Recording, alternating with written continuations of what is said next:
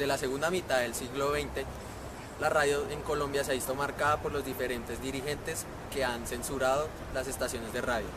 Estaciones como Todelar, la Radiodifusora Nacional, RCN y Caracol se han visto afectadas por estos hechos que a continuación les vamos a contar.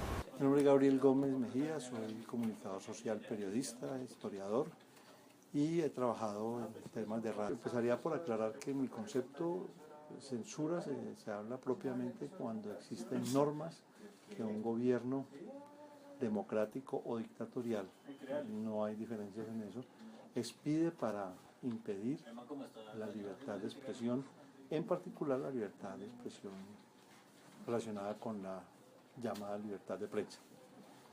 Y en el caso colombiano estaríamos hablando allí de normas, particularmente de las normas expedidas en los gobiernos de Mariana Ospina Pérez, de Laureano Gómez y de Gustavo Rojas Pinilla, dos gobiernos democráticos y un gobierno dictatorial.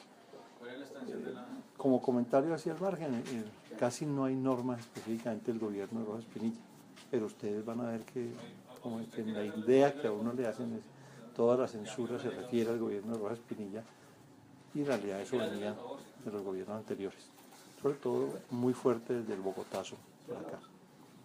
No, censura que se ejercía contra la prensa y contra la radio, no había televisión todavía. En ese sentido, entonces, ya específicamente en la radio, la censura se ejercía de manera previa. ¿Qué quiere decir esto? Los noticieros, que para entonces se llamaban radioperiódicos, que tenían inclusive una estructura periodística similar a la de un periódico. Tenían editorial, tenían secciones de noticias, pero el editorial, digamos, que era uno de los puntos claves. Muchos de estos radioperiódicos estaban en manos, y hasta los finales de los 70, diría yo, creo que desaparecieron los últimos, que estaban en manos de políticos dependiendo del gobierno de turno, pues más de un partido del otro, pero en manos de políticos. ¿Cómo se ejercía la censura? La censura se ejercía porque era obligatorio para los periodistas escribir libretos. Entonces no se podía emitir un noticiero. Los noticieros eran casi siempre de una hora, noticias leídas, y esa sección que les digo del editorial del director, que incluía pues cada noticiero, que debía entregarse entonces el texto del libreto del radioperiódico previamente a una oficina que designaba. Eso variaron mucho, pero había oficinas de censores, es decir, personas cuyo oficio era ir, a veces con mucha frecuencia eran los censores los que llegaban hasta el medio, pedían el libreto de lo que se iba a emitir el día de mañana, casi siempre con anticipación, y se leía y se tachaba y se dejaba un acta, y entonces eso no se podía emitir. Pero era una censura fuerte, era una censura, digamos, con normas, que eso es otro elemento fundamental, normas claramente establecidas. Tales contenidos no se pueden emitir, no puede haber críticas al gobierno, no puede haber críticas a tales cosas, etcétera, etcétera. Con menos frecuencia había presión para que se publicaran cosas. Pero, como digo, dictadura o no dictadura, también en los gobiernos democráticos hubo censura. Después de la dictadura de Rojas, ahí se va dando pues la derogación de todos estos decretos, y en los primeros gobiernos ya del Frente Nacional no existen normas de censura. Aparecen formas nuevas de censura, pero no en este mismo sentido. Es decir, aparece lo que empieza un poquito más adelante a denominarse autocensura. Es decir, si hay presión sobre los medios, que es propiamente de lo que tendríamos que hablar hoy, sin que esto signifique que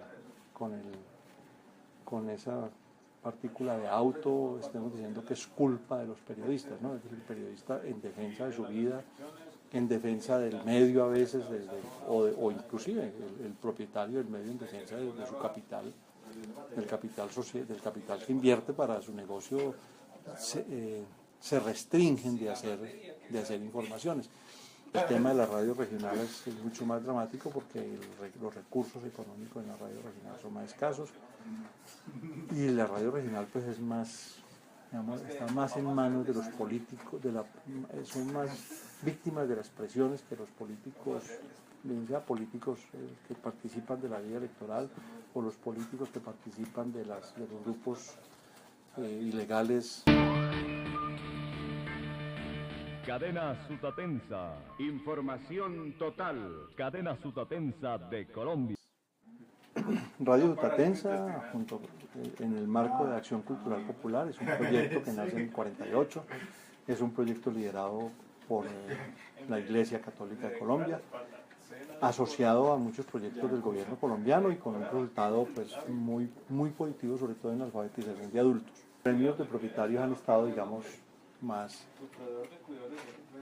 parciales hacia apoyar el gobierno, cualquiera que sea la política del gobierno, y a aceptar restricciones en las libertades. En el caso de la radio es más fuerte el tema porque, por supuesto, la radio usa un bien que es público, un bien que es propiedad de la nación, que es el espectro radioeléctrico. Y ahí sí es el gobierno, en este país y en todos los países del planeta, el que administra ese.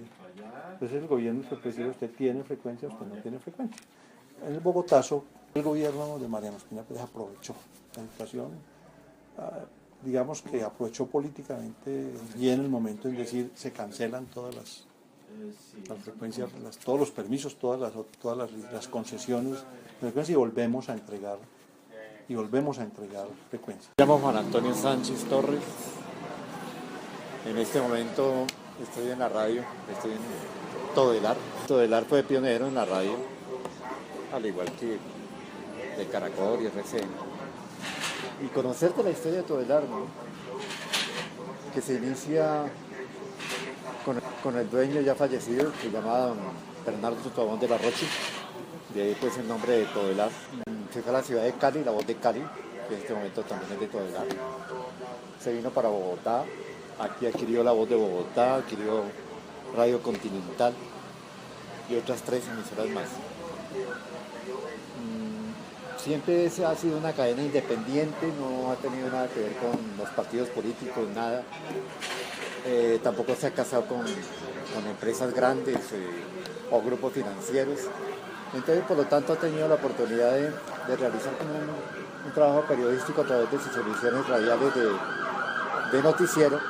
Pues ha hecho un trabajo totalmente independiente, sin darle cuenta a nadie de alguna publicación, alguna información. Eso sí, con argumentos y con fuentes, ¿no? Las fuentes informativas, que es fundamental para eso. El espacio radial es del Estado, que el Estado se lo cede a los particulares para que hagan o crean emisoras, es distinto, ¿no? Entonces todo está regido, o estaba regido en esa época, yo me acuerdo, por el Ministerio de Comunicaciones, en el cual se basaba en 3 órdenes principales la radio, que era la cultura, la educación y la recreación. Y sobre esas bases uno no podía salirse. Pero en la época en que yo, pues, como locutor oficial aquí en Todelar, eso era estricto. Si usted decía alguna grosería de marca mayor, llamaban al gerente de la emisora y ¿qué pasó aquí? Usted tenía que tener bases suficientes para decir esto es así, con una argumentación firme.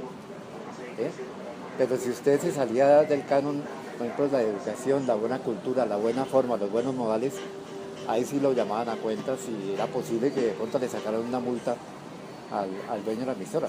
Una falta grave, podían hasta suspender por 8 días la salida al aire de la emisora.